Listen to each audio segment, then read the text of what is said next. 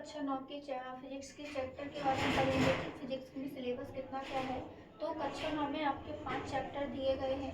गति तथा गति के समीकरण, सेकेंड चैप्टर दिया है बल तथा गति के नियम, तीसरा चैप्टर है आपका गुरुत्वाकर्षण, चौथा दिया है कार्य ऊर्जा तथा सामर्थ्य और पांचवा दिया गया है ध्वनि।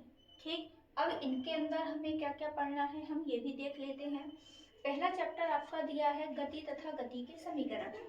इसके अंदर हम पढ़ेंगे गति क्या होती है, ठीक है, गति के बारे में पढ़ेंगे, मतलब मोशन क्या होता है, वस्तु की जो अवस्थाएं होती हैं, मतलब गत्यावस्था और विराम अवस्था वो क्या होती है, ठीक है। इसके बाद हम इसमें पढ़ेंगे इनके प्रकार भी पढ़ेंगे, भाई कितने प्रकार की होती है गति, है ना।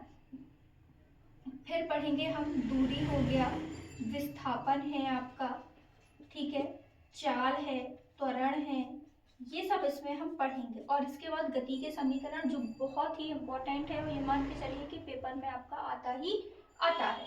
ठीक, इसके बाद आपका जो सेकंड चैप्टर दिया गया है, सेकंड चैप्टर में हमें पढ़ना है बल तथा बल के प्रकार। क्या पढ़ना है इसमें, बल तथा बल के प्रकार। और इसके बाद पढ़ने हैं हमें गति के नियम, मोस्ट इम्पॉर्टेंट हैं ये आपके, क्योंकि आप जब आगे बड़ी कक्षा में जाएंगे तो ये आपको वहां पे मिलेंगे, गति के समीकरण भी आपको मिलेंगे और गति के नियम भी आपको मिलेंगे, ये कन्फर्म है और पेपर में भी पूछा जाता है इसको, ठीक है। ये आपके इसमें हमें इतना पढ़ना है। इसके बाद आपका आता है गुरुत्वाकर्षण। ब्रह्मांड में उपस्थित जितने भी भारी पिंड होते हैं उनके बीच में जो लगने वाला आकर्षण बल होता है उसको हम गुरुत्वाकर्षण बल कहते हैं। और ये जो आकर्षण करने की घटना हो रही है वो आपकी गुरुत्वाकर्षण कहलाती है, ठीक है। खैर मैंने पूरी डेफिनेशन बता दी यहाँ पे। तो गुरुत्वाकर्षण पढ़ना है, किसके लिए यूज होना है गुरुत्वाकर्षण आपका, जो आपके ब्रह्मांड में जितने भी उपस्थित भारी पिंड है, जितने भी आपके ग्रह हो गए, ठीक है, उपग्रह हो गए, जितने भी आपके सौरमंडल में ग्रह होंगे, ग्रह हो गए, उपग्रह हो गए, सैटेलाइट वगैरह जितना भी है वो सब इसी में आ जाएगा, ठीक है।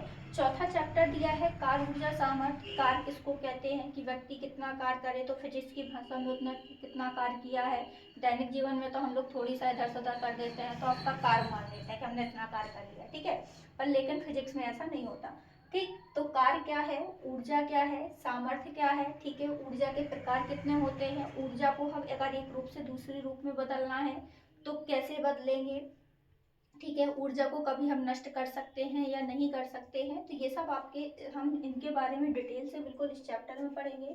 पांचवा चैप्टर है आपका ध्वनि, ठीक है। ध्वनि क्या है, ध्वनि एक प्रकार की ऊर्जा का ही रूप होता है।